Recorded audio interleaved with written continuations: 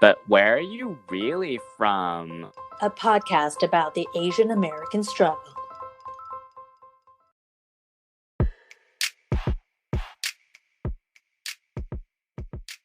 Hey everyone, I'm Angela Lynn. And I'm Jesse Lynn, and welcome back to But Where Are You Really From?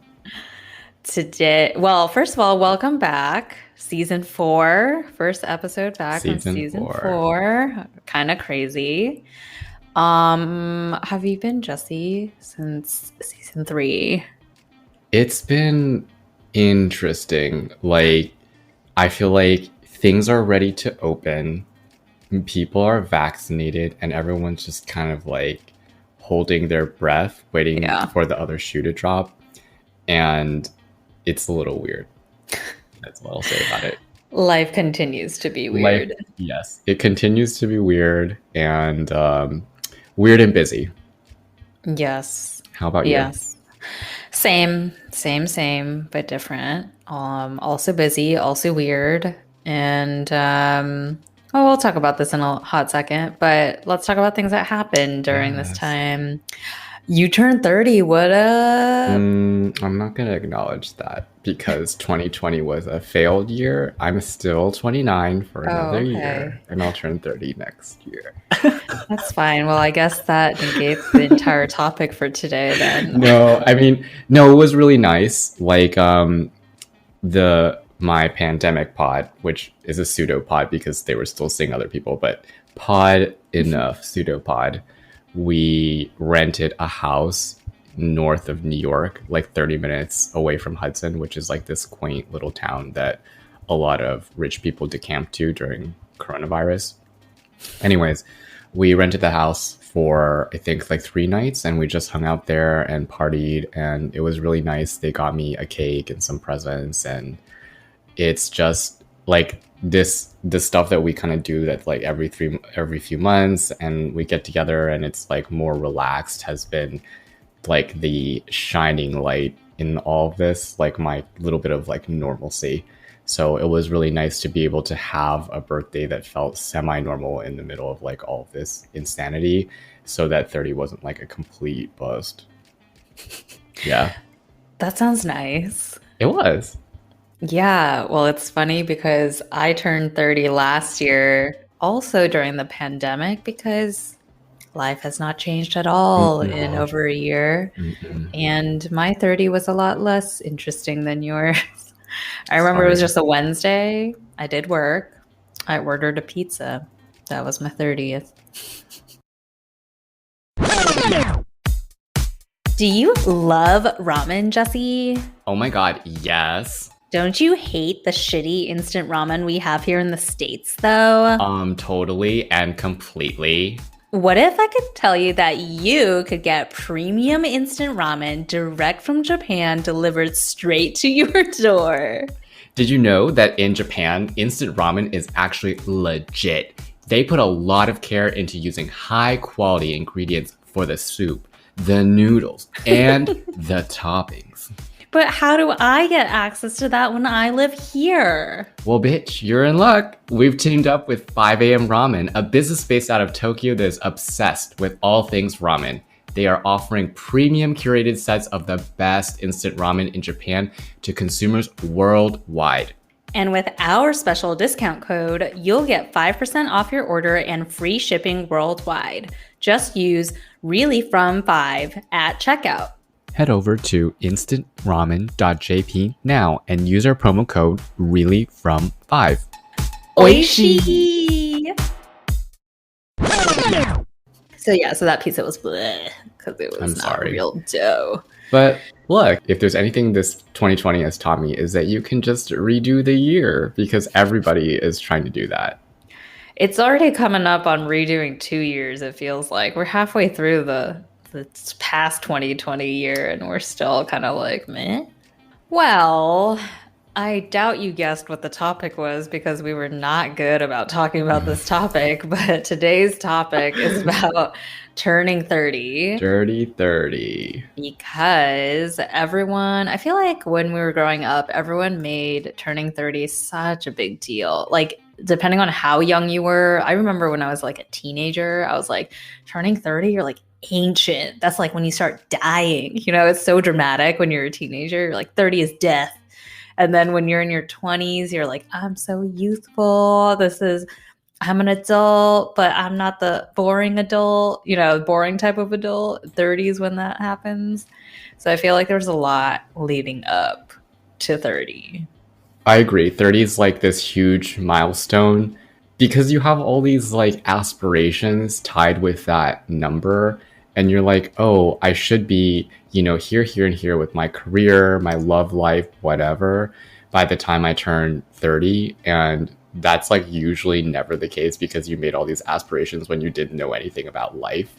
Yeah. And also, fun anecdote, as it comes to my love life, do you remember there used to be like one of the guys at Temple was like a 算命人, and he told Fortune me when teller, I was for those who don't speak Chinese. like a soothsayer for your like life in the future.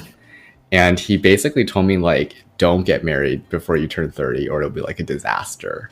And I was like, originally I was like, oh, that kind of sucks. Like maybe I want to get married before I turn 30. And I'm like, that's probably good advice. I don't really want to get married. Well, you've passed that milestone, so you're in the clear. That's right. I can. I'm mystically blessed now in my marriage choices. Oh my God. That's funny. Yeah, I feel like, what do you think weighs into why 30 is such a like seemingly important milestone? I feel like there's a lot of just media stuff. Yes. Like when you're watching TV shows about people and any like sitcom, somebody turns like 30 and it's like a huge hullabaloo. They have some kind of crisis about they're no longer 20 and they're not young and they can't have fun anymore, or they feel too old to have fun. Also, like my mom told me that 30 was a important age recently. Oh, in Chinese culture? Yeah, I didn't know that. She was like, oh, it's very important. And I was like, I didn't know that. I think she was like, it's the age to 成家, like make a family, build your own like life kind of situation. So I was like, oh, I didn't know that. Yeah. I didn't know that either, but that makes sense. It's also not that different from Western culture. Yeah. It just sounds like the age when you're supposed to become a real adult and like have a house and have family and blah, blah, blah. Yeah, blah, blah, blah. I'm like thinking about it a little bit more, and I feel like it also, I'm taking it to like it's scientific or whatever, but I'm like, I feel like it had this weight because for a long time it was seen as like midlife, right? Like you're halfway through your life, where 60 is kind of like, I don't know, you either a long time ago, 60 you could have been dead, or like 60s when you retire and you're just like straight up, not doing much with your life anymore, you're just old. So then 30 is like supposed to be kind of peak, and that's when people feel the pressure of like, this is like the pinnacle and I have to like have succeeded in XYZ by this point. And then I think about what's really funny is that it has shifted somewhat in pop culture in the last few years. Like 30 is definitely still very important and people make a huge hullabaloo around that. But do you remember when we turned like 24, 25 and we had like quarter life crisis? Because I remember I straight up had a quarter life crisis at that point. You skipped that? I don't remember if I had a crisis. I kind of like, this is what I say when I was like boring in my 20s. Like I kind of had, like I kind of retired in my, like I was just doing stuff and I wasn't necessarily enjoying it, if that makes sense. So I was like doing my career stuff and I was in a relationship for a while. I was doing the relationship stuff, and it kind of just felt like all those things that were building up to 30, but like I didn't necessarily stop to evaluate like if those things made me really happy. So I didn't have that crisis. Although if I had stopped to contemplate my situation, I probably would have. But at that period of my life, and you were too, like we were just like go, go, go, go, go, go. So it was like really hard to stop and like think about where you were going. Oh, I had my quarter life crisis though. You're much more like present in your uh, like knowing of self. Maybe. I don't think back then. I think it was just it was like a pre-30 crisis almost. Like it's what you're supposed to have at 30, I had at like 25, 26 or something like that.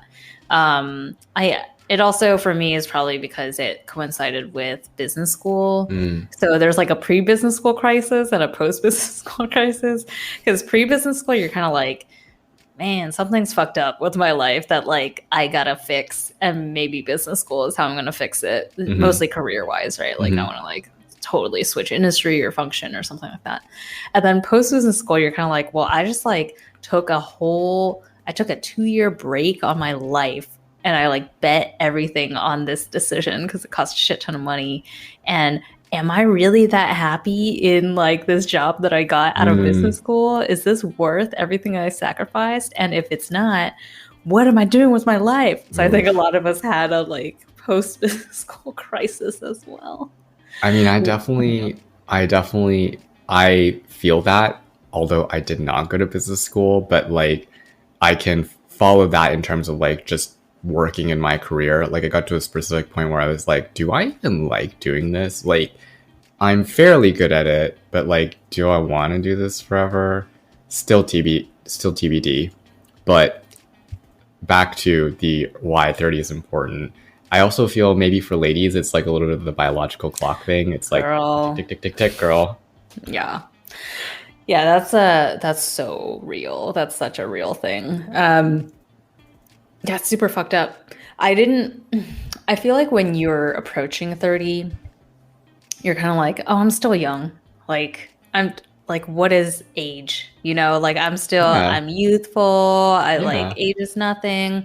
And then when you get close to 30 or you hit 30, you're like, oh, wait, I'm not as a woman. You're like, I don't actually have that many years left to like be as prime as I need to be. And it feels so unfair, frankly, as a woman, because there's nothing you can really do about it. I mean, there are things you can do about it, obviously, but if you just want to have things go as like naturally as possible, there's not much you can do about it if you wait too long.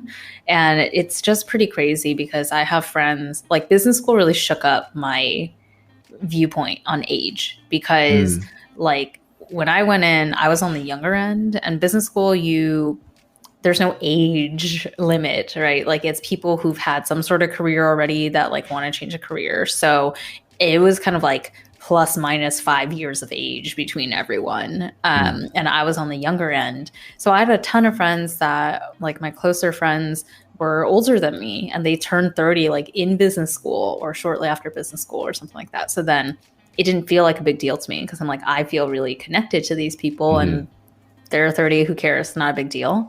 So that like turned it off for me like that. But I made a friend who was trying to have a family like shortly after business school, and she was 34 at the time, and she already had to do in vitro and was like having a really hard time with it, and like it doesn't always work the first time, and like you put a lot of money and like emotional energy, physical energy into doing that, and it doesn't always work out. And when she finally did get pregnant, she was 35, and she told me technically the medical term is that she was having a geriatric pregnancy. Like she's a fucking old ass woman pregnancy, because at 35 biologically you are considered geriatric, which is fucking insane.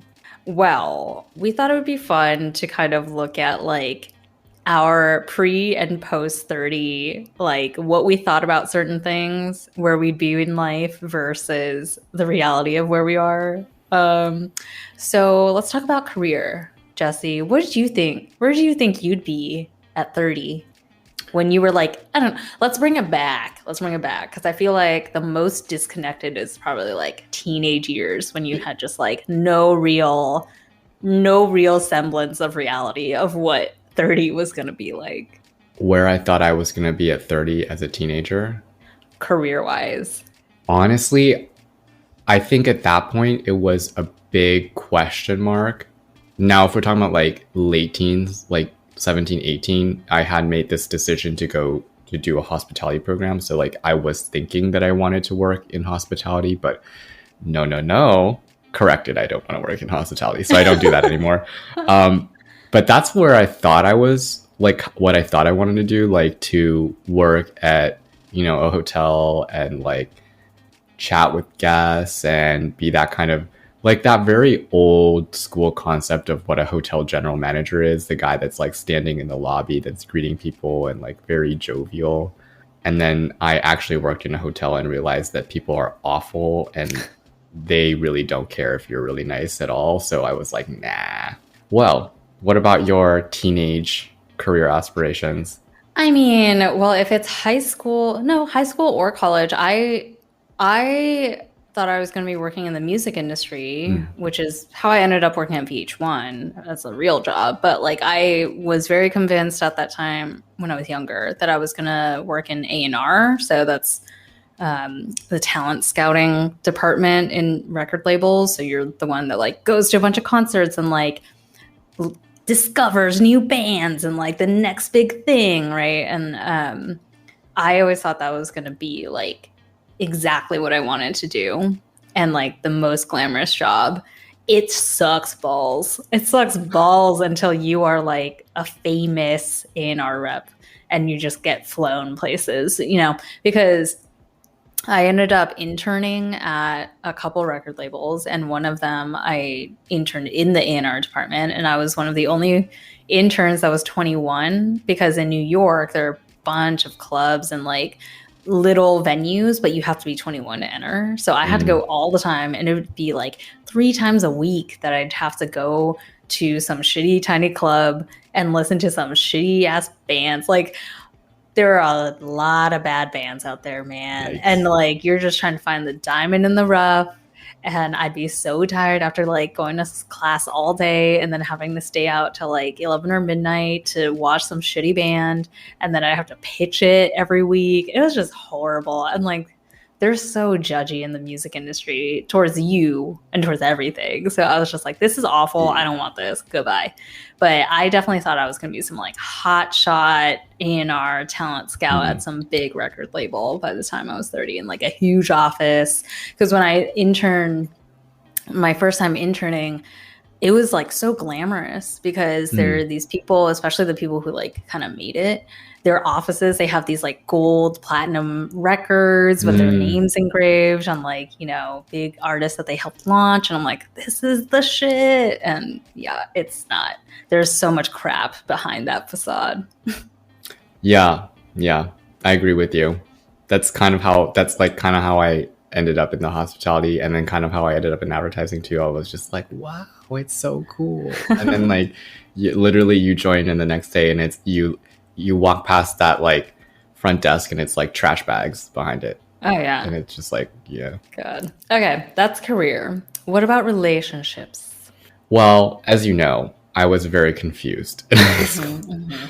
Honestly, like what I wanted in my mind, and sometimes I still like fall back on that and have to like dig myself out of what I've been dictated, is like this idea of a very heteronormative gay experience where it's like just the same thing as how a straight couple might live their lives, but I'm just dating a man, seeing a man or married to a man instead.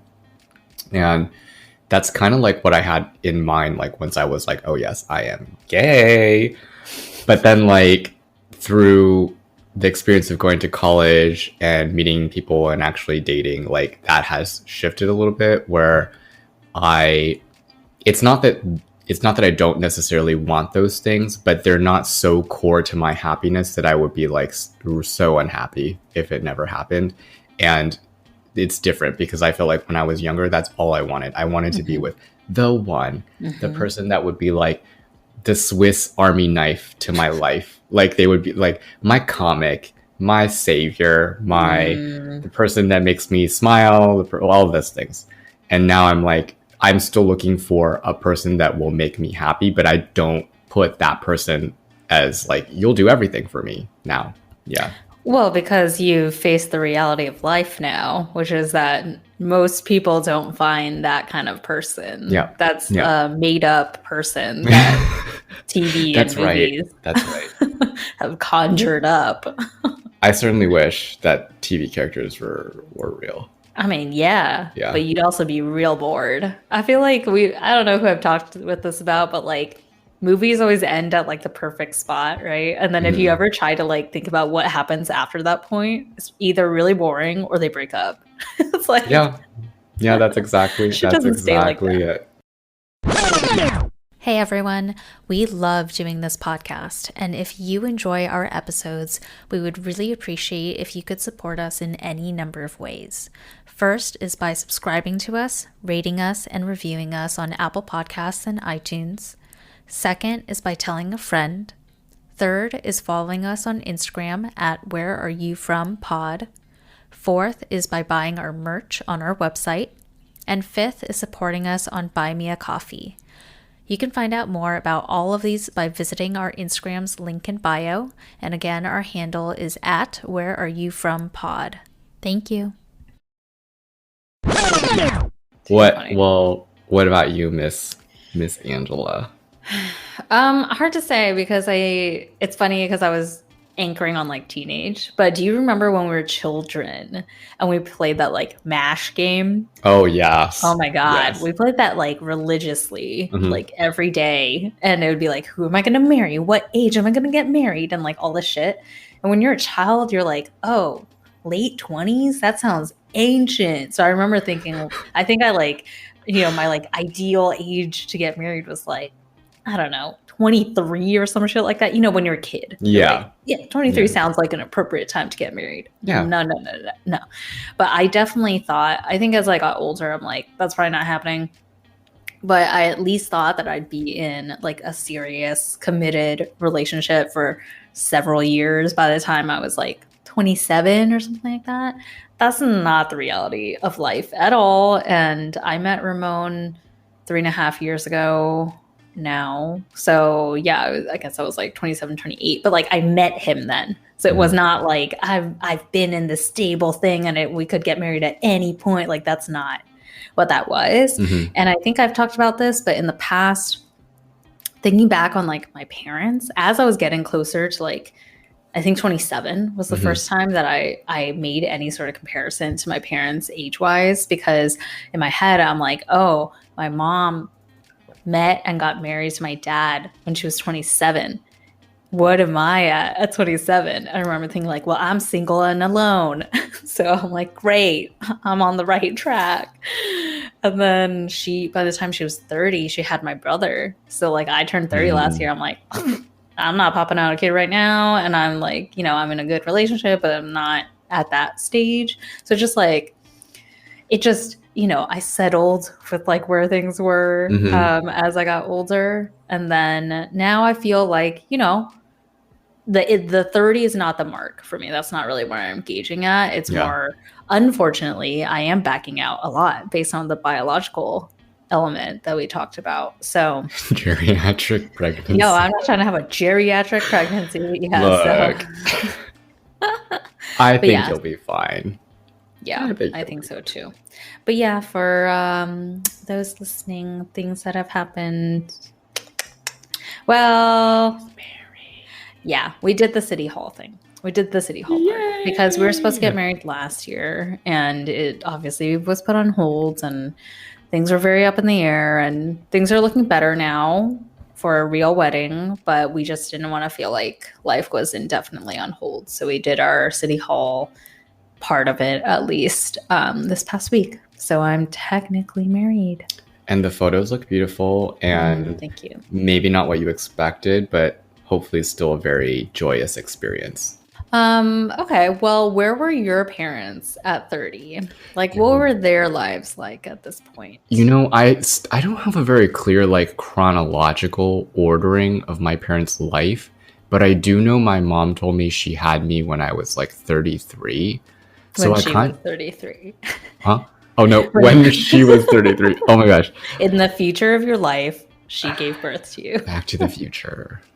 Back to the Future, but like reverse, going to the future and not the past. Yeah, so she had me when she was 33. I don't know how long my parents have been married at that point, but I can't imagine more than 3 years. So they're probably like in the same ballpark of like when your parents got married too. So like both of our parents are, I would say, like late bloomers for that time period. I think maybe our parents were at the kind of like tipping point between generations because both my parents are one of 5+ children. Mm-hmm. And that was definitely like grandparents' age was like all hands on deck. I'm popping you out so that you can take care of the other kids, so that I can go sell things and like make money and all that shit. And then all my aunts and uncles only had like max 2 kids, 1 or 2. Yeah. I wonder because, like, you know, our parents are, it's not that they're tight-lipped about their experiences, but they're not going to volunteer their experiences. That's just the Asian way. Yeah. So sometimes I wonder if it's just that, like, they had this experience growing up in a large family and they saw kind of the failures of it, like the unfun parts, and they're like, I don't really want to do that. Like, I don't want to deal with all of that. And so they decided to just have one. That's probably fair. I mean, it's very expensive also to have that many kids. I mean, super time consuming. I literally, and I don't know, there's things where I learn stuff about my parents and I'm like, that was freaking, I can't even say that it was ghetto. It's just very, very crappy. Like this. Like what? Well, okay, so I was just home this past week and my cousin Jeffrey came over and we were having a conversation with my parents and he was talking about, like, he's asking my dad, like, hey, have you ever seen something as a kid, like something that someone was eating or something that someone had, and you were like, I really have to have that, and when I grow up, I'm gonna get that. And my dad was like, no. He was like, let me explain to you, like, how my life was. He was like, when your grandparents, my grandparents, so his parents, would go out and work, they would shut the youngest 2 children in a trunk with food. So that, what? Right? I was like, what? Like, that's like child abuse. It is child abuse. It is child abuse, yeah. It is child abuse. He said it was like a trunk, basically, to keep them from, like, because there's no one to take care of them. To keep them from, like, making trouble or running away. What if they died in there? Well, that's what the food's for. I don't know. Lack of oxygen. Girl, I don't know. But I was just like, this is on another level. And my God. And there's just stuff like that where I'm kind of like, it's like a little insight to their life where I'm like, oh, you're a little more normal than you should be given this experience. Like that you like function at all, yes. You know, is like, yes. Oh my God. Yeah. That's wow. Yeah. I need to dig up some of those stories from I'm sure there are. And there's like, yeah. So, you know, in comparison to our parents, I think we're really, really quite different. Oh, yeah. For sure. I mean, yeah. Yeah. Jeez Louise, man. Mm-hmm. Damn. Good times. No also, I learned, well, because the original question was like, why do we think our parents ended up having fewer children or like were later bloomers or whatever? I think, and it's sad because I didn't know about this till recently until I played that Parents Are Human cards deck that we talked about that a Chinese American millennial came up with. But anyways, I didn't learn till recently that both my parents had younger siblings that died when they were young. So I'm sure part of the thing is like, I don't want to have the heartache of like having a big family that I can't take care of. And like you put all your love and energy into creating this life that like doesn't exist anymore. It's so sad. Yeah. I think that's something that definitely it's not something that they would volunteer even in a regular story. No. And to your point of like, shit was rough back then. My mom explained that one of her sibling that died was an infant when she died, and it was from cold. Like it was too cold and they died from the cold. Like hypothermia? Yeah. And I was like, that's fucking rough. I've like never heard of that. Of like, you know, in modern times, like how can a baby die from being cold? I'm like, ooh, that's the age, and then probably, indicative of socioeconomic. Yeah. And I Yeah. also think maybe the last thing, like why our parents didn't have as many children. I think we talked a little bit about this in the past, but like they're also kind of part of this whole like American dream thing where you're like coming here to work on yourself. And they probably spent some time like doing that and sailed past the geriatric pregnancy time period and then like, ooh, here's a baby. So yeah. Well, let's move on to the fortune cookie section where we are going to do a Back to the Future in reverse, where we predict our four Going forward to go backwards and then forward again. 40s. We're going to predict our 40s. God. Well, what do you think that the 40s is going to look like, girl? That's so hard for me to think about. It's weird because we're arguably closer to our 40s than we are to our younger selves in like high school and whatever. But thinking about 40, I'm like, that's a different person. That's a different life. Like, and that's only 10 years from now, or 9 for me, because I'm turning 31 in 3 months, which is insane. No, I don't know. I mean, I guess I'll have a kid or two, which is like a whole different thing because it's really hard for me to put myself in the like mom category and like what that implication is on like my sense of self. Ali Wong mom. I'm gonna be what? The Ali Wong mom. Oh, probably. Probably. Just a no filter mom. No filter. Yeah, I don't know. For me, it's very hard to picture that. That's most likely what it'll be. I'll be a mom of 1 or 2 kids, and that'll be a very different identity than I've had before, and I can't picture much else. How about you? Honestly, I haven't really thought about it, but I'm hoping that 40 will just be like, I don't know, like more of how my life is now, but better, if that makes sense. So like working in a situation where I feel more, I don't know, where I feel more like authentic at work and also being paid for more for it. And also like in the relationship that I am now, but like a more stable relationship and just like all the things that I like in my life currently, but like more of it. That's how I want it to be. Bit. Yeah. Yeah. Like more disposable income, stuff like that. I don't know if I have like big life plans. Like I would love to buy a place. I think that's like somewhere. Yeah, you've been talking about that for a while. Yeah, I think that's in a reasonable horizon by 40. And kids, I don't know. I have a cat and he's a handful, so. You've got Juniper. Yeah. He's a handful. I know. I had to like ship him away for the night before I left. Oh, yeah.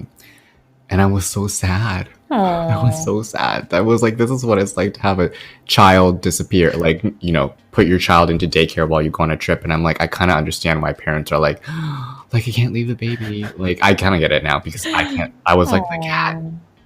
Juniper. Yeah. So yeah, in summary, I don't think that I have any big plans other than to just continue like developing the parts of my life that I enjoy. Okay. Yeah. Okay, cool. I think that's a very realistic and good way to look at 40. I think so. Yeah. Yes. Okay, well, we wanted to open season 1 back up, or Jesus Christ, season 4 back up, season 4, episode 1 back up with something a little lighter. So because sometimes our topics get a little deep, right? So hopefully you enjoyed this, but we want to hear from you as we always do. And a reminder that we're always looking for reflections, episodes, listener submissions. So write us in about your story about, what you thought 30 was going to be like, what 30 is actually like for you post 30, any weird like expectations that your parents had for you by the time you're 30, anything around this topic, write us in at telluswhereyou'refrom@gmail.com. The your is YOURE, and maybe you'll get featured in our upcoming Reflections episode. Yeah. Send us your stories. Tell us if you had a COVID 30th and what you did. Oh my God. Was it more interesting than at least mine, if not Jesse's? Did you order a pizza and do a Zoom? Something Was like it that. a good pizza? Well, and as always, please join us again next week for a fresh new episode. But until then, 再见, bitches.